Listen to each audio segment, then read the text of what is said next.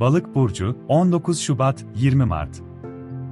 İlişkiler, Ay Başak'ta karşıt burcunuzda ilerliyor, ikili ilişkilerde detaylar, anlaşmalar, uzlaşmalar önem kazanıyor. Empati kurarken sınırlarınızı koruyun. Jüpiter-Neptün enerjisi sizin doğanızla uyumlu. Maneviyat, yaratıcılık ve içsel genişleme sizi besler.